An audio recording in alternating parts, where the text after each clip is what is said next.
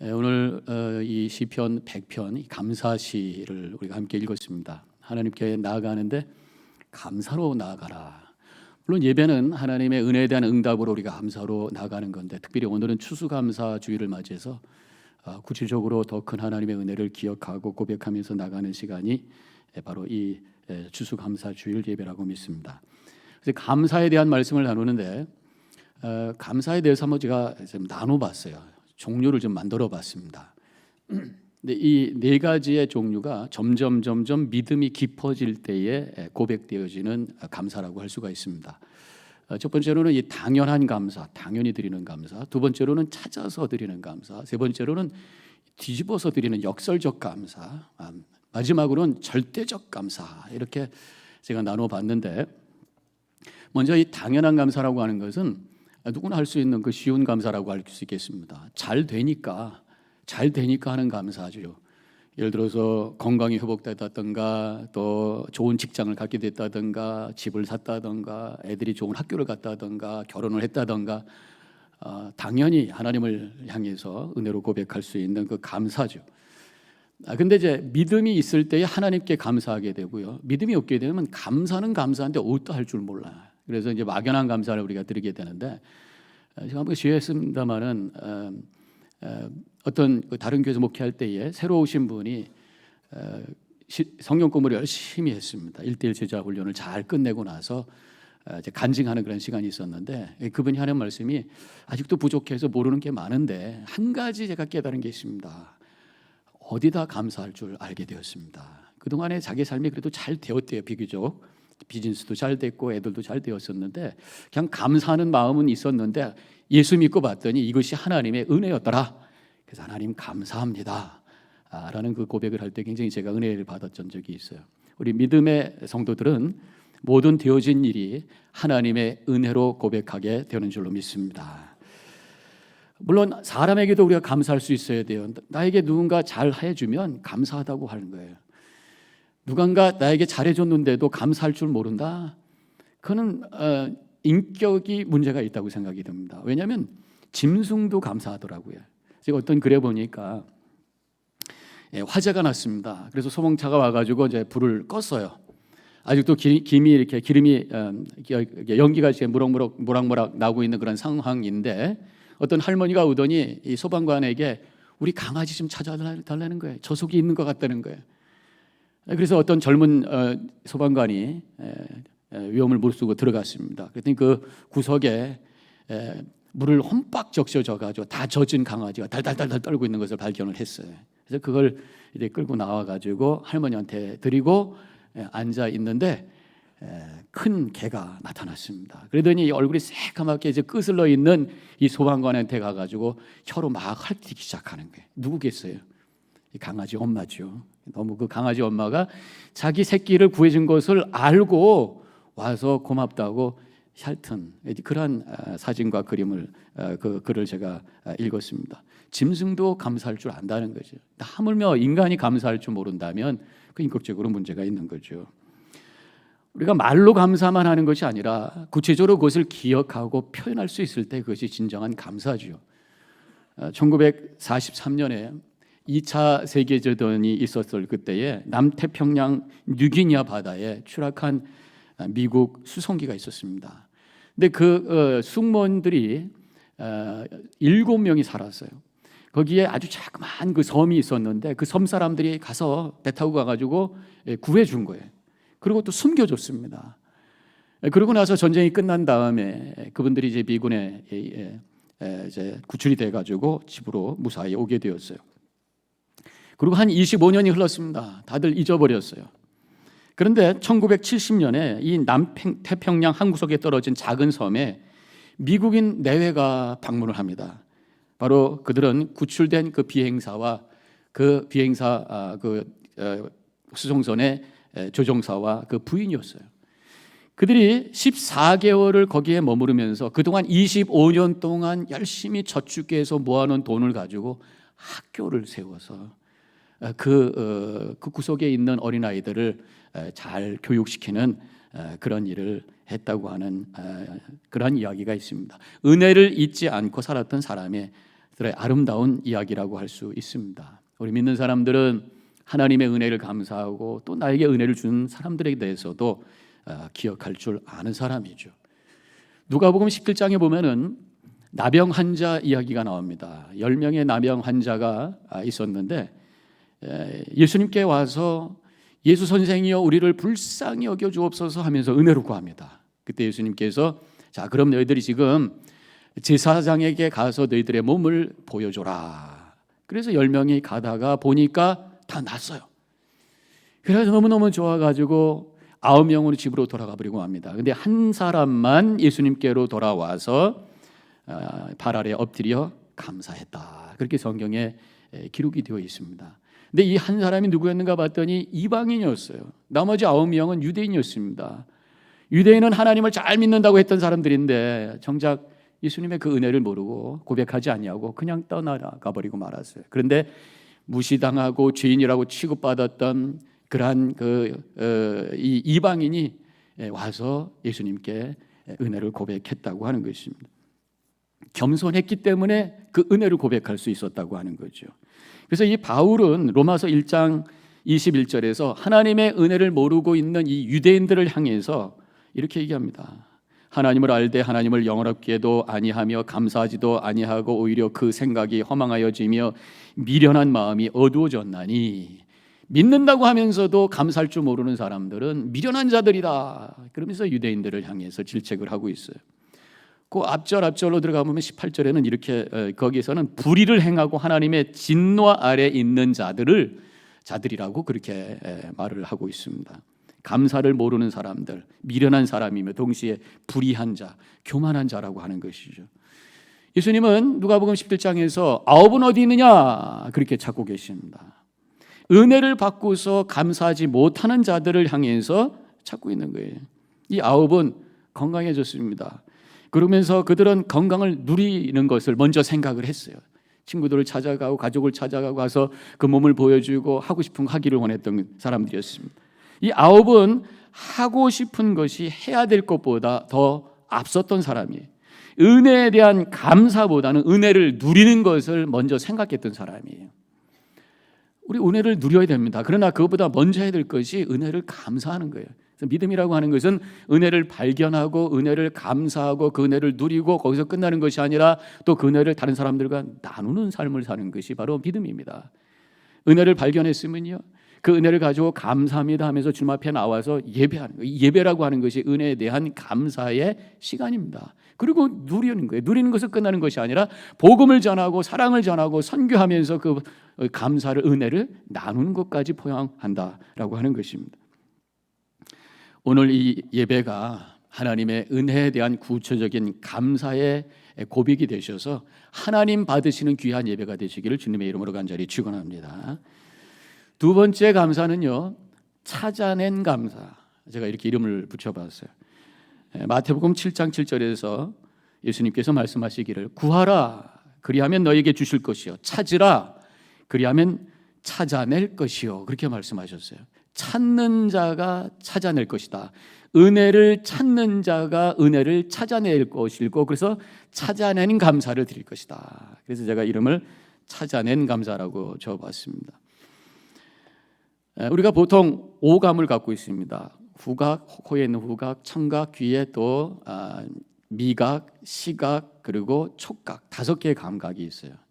그런데 가끔씩 보면은 여자분들의 특별히 또 한 가지의 감각이 있는데 그 감각을 뭐라고 그래? 육감. 육감이에요. 그냥 뭐 설명하지 않고 그냥 논리적이지 않대. 그냥 느낌이 그렇대. 이게 육감인 거예요. 근데 우리 믿는 사람들은 그보다 또 한 가지의 감각이 있어야 돼. 그걸 뭐라고 그럽니까? 영감이라고 그러죠. 영감할 때 영감이 아니라 그냥 영감이에요. 그것이 바로 영적인 센스를 얘기하는 것입니다. 영적인 귀가 열리고 영적인 눈이 열리는 것이. 말씀을 깊이 묵상하고 기도를 깊이 하는 사람들에게 영의 귀가 열리고 영의 눈이 띄어져서 하나님의 음성이 들려지고 하나님의 은혜를 발견하게 된다고 하는 것입니다. 그래서 보통 사람들은 못 봐요. 그래서 당연하다고 그러는데 우리 믿는 사람들은 거기서 하나님의 섭리를 발견하게 되고 은혜를 발견하면서 감사합니다 그렇게 하죠. 우리가 숨을 쉬면서 살고 있는 것도 그냥 살아있으니까 숨쉬지 이렇게 얘기하지만 우리 믿는 사람들은 하나님의 은혜, 하나님께서 우리에게 산소를 공급해 주셔서 숨을 쉬고 있는 하나님의 은혜. 아침이면 태양이 떠오릅니다. 보통 사람들은 당연한 것이라고 생각하지만 우리는 거기서 하나님의 은혜를 발견해요. 하나님의 세상을 창조해 주시고 섭리하시며 지구를 돌려주시고 태양을 만들어 주셔서 우리에게 생명을 공급해 주시죠. 그렇기 때문에 아침에 그 태양을 볼 때마다 하나님 감사합니다, 그렇게 우리가 고백하면서 하루를 시작할 수가 있다고 하는 것이죠. 보통 사람들은 우연이라고 합니다. 근데 우리 믿음의 사람들은 그것이 하나님의 은혜예요. 어떤 사람이 대학생입니다. 우연히 채플에 참석을 했어요. 학점을 준다고 하기에 우연히 들어갔습니다. 그런데 이제 나와서 목사님의 말씀을 막 전합니다. 그래서 그러면서 전하고 나서 초대를 해요. 얼터컬이라고 그러죠. 예수 믿기로 결심하신 분들은 앞으로 나오시기 바랍니다. 아무도 안 나가는 거예요. 다들 그냥 믿지 않은데 그냥 학점 준다고 와서 앉아 있는 거예요. 그러다 어떤 친구가 지금 이 친구에게 툭 찔면서 야, 나가봐. 혹시 뭐 알아? 예수님이 너한테 장학금 줄지? 그래서 막 밀어낸 거예요. 얼떨결에 나간 거예요. 나가면서 그러면 목사님께서 축복기도 많이 해주시고 그러면서 그것이 계기가 돼가지고 예수를 믿게 되었습니다. 그러다가 결국은 하나님의 콜링을 받고 신학 공부를 하고 목사가 되고 그래서 선교사로 파송까지 돼가지고 인도에 가가지고 엄청난 선교 역사를 하면서 30만 명 이상의 영혼을 구원하는 그러한 선교사가 되었다고 하는 거예요. 유명한 스탠리 존스 선교사님의 이야기라고 하는 것이 우연히 들렸다가 얼떨결에 나간 것 같지만 그것이 하나님의 섭리였고 놀라운 하나님의 부르심의 은혜였다고 하는 것을 고백하게 되었다고 하는 것입니다. 보통 사람들은 운이 좋다고 하지만 우리 믿음의 사람들은 하나님의 은혜라고 고백합니다. 교통사고가 났는데 하나도 안 다쳤어요. 운 좋다 그러지만 우리는 하나님의 은혜입니다 이렇게 고백하죠. 어떤 사람은 사업이 잘 됐다고 막 박수 쳐주면 나는 운이 좋아서 그렇습니다. 근데 우리는 하나님의 은혜입니다 이렇게 고백을 합니다. 보통 운이라고 하면은 그 원인이 나에게 있지 않습니다 이런 표현이 맞습니다. 우리가 은혜라고 고백해도 그 이유가 그 원인이 나의 안에 있지 않습니다. 결국 그것은 하나님께서 주신 것입니다 라고 하는 것이 바로 은혜의 고백이라고 하는 것입니다. 또 은혜를 찾는 사람들은요 작은 것에도 은혜를 찾습니다. 보통 사람들은 별거 아닌 것처럼 보여도 은혜를 찾는 사람들에게서는 거기서 하나님의 은혜가 보이는 거예요. 그냥 별것도 아닌 들꽃 속에서 우리는 하나님의 엄청난 그 창조의 오묘한 아름다운 솜씨를 발견하면서 하나님을 찬양해요. 다른 사람들은 지나가면서 잔디 잘 깎았네 하지만 우리는 그 잔디 속에서 하나님의 생명을 봅니다. 그러면서 걸어가면서 하나님의 임재를 체험하고 하나님의 은혜의 그 엄청난 은혜의 강물 속에서 하나님을 찬양하는 감격의 삶을 살 수가 있는 거예요. 찾을 때에 발견되는 줄로 믿습니다. 우리 주변을 한번 여러분들이 바라보시면서 은혜를 찾아보세요. 당연하고 하다고 생각했던 그 모든 것들이 하나님의 엄청난 은혜로 깨닫게 되면서 감사로 찬양하게 되는 줄로 믿습니다. 또 한 가지 세 번째 은혜는 역설적 감사 이렇게 제가 이름을 정해봤어요. 이 고난 속에서 그 고난 뒤편에 있는 하나님의 은혜를 발견하면서 감사하는 그런 고백이죠. 그럼에도 불구하는 감사라고 하는 것이죠. 고난은 아픔이지만 그러나 그 고난 속에서도 그 뒤집어 보면 거기에 하나님이 주신 은혜가 있기에 우리는 그 고난 속에서도 하나님 감사합니다 할 수가 있어요. 믿지 않는 사람들은 그 고난 속에서 죽겠습니다 힘들어요 하지만 우리 믿는 사람들은 그 속에서도 하나님 감사합니다 할 수 있는 그 눈을 갖게 된다고 하는 것이에요. 베드로전서 1장 6절에 이렇게 고백합니다. 그러므로 너희가 이제 여러 가지 시험으로 말미암아 잠깐 근심하게 되지 않을 수 없으나 오히려 크게 기뻐하는도다. 고난이 오고 어려움이 왔을 때 우리도 인간이기 때문에 잠깐은 근심하게 되고 힘들어서 거기에 묶이게 되지만 그러나 우리가 그것을 뒤집어 볼 때에 주시는 하나님의 은혜를 발견하면서 결국은 하나님 감사합니다 기뻐 찬양할 수 있게 된다고 하는 것이 그것이 바로 역설적 감사라고 하는 것이 이 역설적 감사는 일단은 내 삶에 내가 이 삶을 살아가는 동안 이 고난과 어려움이라고 하는 것이 반드시 온다라고 하는 것은 인정할 때에 발견되는 거예요. Why me라고 하는 고백에서 Why not me라고 하는 고백을 할 때에 거기서 하나님의 역설적인 은혜를 발견할 수가 있다고 하는 것입니다. 오히려 내가 고난당하고 있다고 하는 것이 내가 살아있다고 하는 증거라고 하는 고백을 하면서 하나님 감사합니다 할 수가 있다고 하는 것이. 욥은 욥기 5장 7절에서 이렇게까지 얘기했어요. 사람은 고생을 위하여 났으니 불꽃이 위로 날아가는 것 같으니라. 태어났으면 고생과 고난이라고 하는 것은 크고 작은 차이지 우리에게 따라오게 되어 있다고 하는 것이에요. 그래서 헨리 나우에는 차라리 친구로 만들어라 그렇게까지 얘기했잖아요. 우리가 큰 어려움이 온다면 믿음의 사람들은 그 큰 어려움을 또 이길 수 있는 큰 믿음을 주셔서 그 큰 어려움 속에서도 하나님의 은혜를 찾아내며 감사할 수 있는 그러한 은혜를 우리에게 허락해 주시는 줄로 믿습니다. 좋은 예화가 하나 있는데 그건 말로 하는 것보다 동영상이 있어서 동영상을 보여주는 것이 좋을 것 같아서 제가 동영상을 나눕니다. 이것은 사랑의 교회에서 만든 동영상인데 굉장히 감동스러운 그런 역설적인 은혜를 우리에게 보여주는 동영상이에요. 9년 만에 얻은 아이인데 정말 자녀를 갖게 해달라고 정말 열심히 기도했거든요. 볼륨 조금 올려주실래요? 9년 동안 얼마나 많이 기도를 했겠어요. 근데 응답을 해주셨잖아요. 정상적으로 출산을 하러 들어갔다가 갑자기 응급 상황이 발생을 해가지고 아기를 꺼냈는데 울지를 않았다고 하더라고요. 뇌 손상을 많이 입었을 거라고 얘기를 하고 기도도 못하고 그때 앉아서 이렇게 막 중얼거렸던 것 같아요. 하나님 이건 또 무슨 뜻이에요? 너무 기다렸다 낳은 아이고 만약에 하나님이 조금만 더 늦게 병원에 가게 하셨거나 의사의 손길을 조금만 못 잡아주셨어도 세상의 빛을 아예 못 봤던 애기인 거잖아요. 살아서 태어난 것만 해도 너무 감사했어요. 저는 그랬습니다.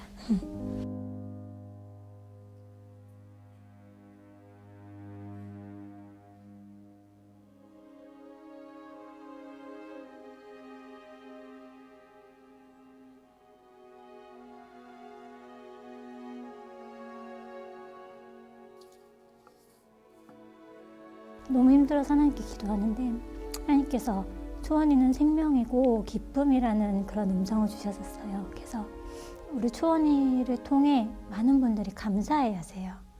또 안 믿었던 분들이 초원이 기도해 주시고 싶어서 돌아오시기도 하고 초원이가 그냥 온 게 아니구나라는 생각을 하게 되고 하나님께서 하시는 섭리를 깨닫게 되니까 힘든 시간들이 정말 그냥 견뎌지고 그냥 행복하게 지나가는 것 같아요. 초원이만 보고 있어도 너무나 감사해요. 그리고 인공호흡기가 저렇게 잘 발달해서 집에서 있을 수 있는 것도 감사하고요. 기적이 일어난다면 초원이가 언젠가 다른 사람들 앞에서 자기 옛날 사진들을 보여주면서 나 이렇게 아팠던 사람인데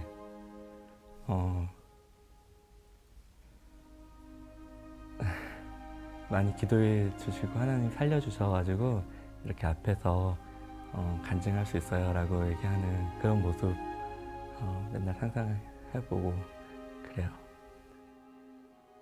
하나님께서 맡겨주신 저 아이 제가 제 손으로 하나님 보시기에 정말 잘한다, 내가 너한테 맡기기를 잘했구나라는 그런 마음 드실 때까지 정말 아이에 대해서 최선을 다해서 힘든지도 모르겠고 어려운지도 모르겠고 감사하죠.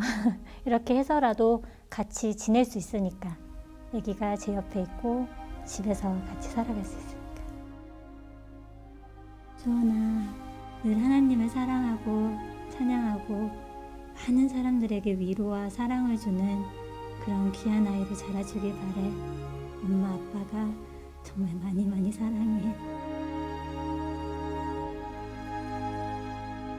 이렇게 믿음이라고 하는 것은 가장 어려운 상황 속에서도 하나님의 은혜를 감사로 고백할 수 있는 능력인 줄로 믿습니다. 마지막으로 한 가지 더 감사의 종류가 있다면 절대적 감사, 제가 이렇게 이름을 만들어 봤습니다. 이것은 어떤 이유를 찾는 게 아니에요. 그냥 하나님 당신 때문에 감사합니다. 하나님 한 분이면 충분합니다 라는 그러한 고백의 감사, 저는 이게 가장 차원 높은 감사라고 그렇게 깨달아집니다. 우리가 유명한 하박국 선지자의 고백, 우리가 찬양도 아까 했습니다마는 3장 17절 18절에 있는 말씀 잘 알죠? 여러분들이 많이 들었던 구절이죠.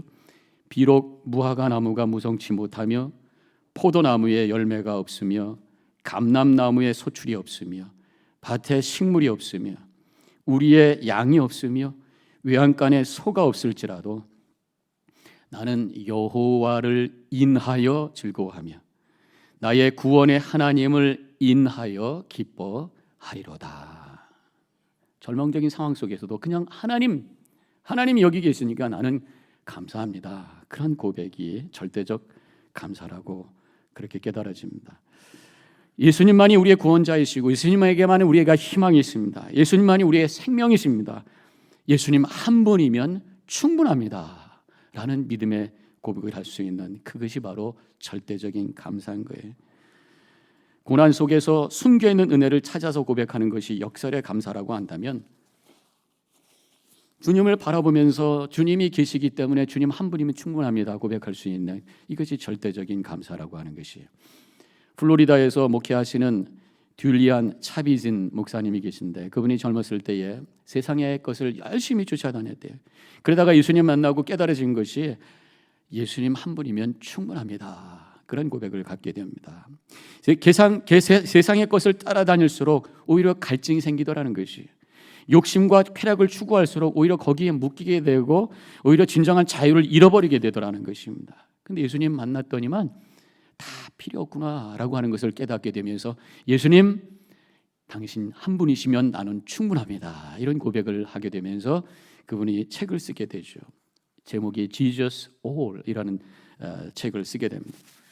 그러면서 믿음의 공식을 하나 만들게 되는데 공식은 이렇습니다. Jesus plus nothing equal everything이라는 그런 고백을 하면서 그 책에서 계속해서 이 목사님은 이렇게 말씀합니다.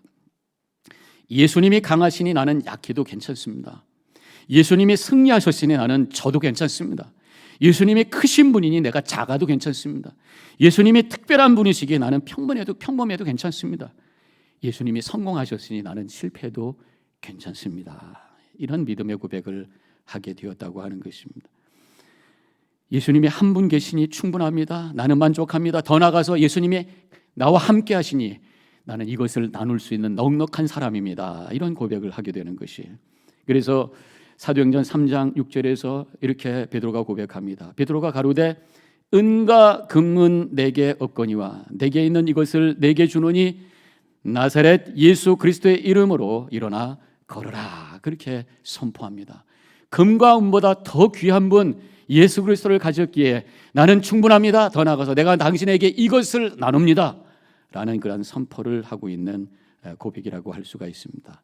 이런 주님으로 인해서 내가 감사합니다라고 하는 이 고백이야말로 최고의 감사, 절대적인 감사가 아니겠는가 이런 깨달음을 갖게 됩니다. 오늘 이 추수감사주의를 맞아서 나에게 주신 모든 것으로 인하여 하나님께 감사하고 더 나아가서 주님 한 분이면 나는 충분합니다 고백하면서 가장 깊은 믿음에서 나오는 감사의 고백으로 하나님께 영광 돌리시며 지금부터 시작되는 천국의 삶을 살아가는 우리 모든 성도님들이 되어주시기를 주님의 이름으로 간절히 축원합니다. 기도하십시다.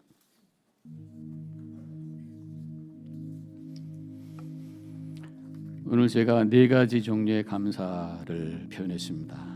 당연한 감사, 찾아낸 감사, 역설적 감사, 절대적인 감사. 내가 어떤 감사의 고백을 오늘 하고 있는가? 우리 감사가 좀 더 깊어지는 감사가 되기를 원합니다. 믿음은 이것을 가능케 하는 능력인 줄로 믿습니다.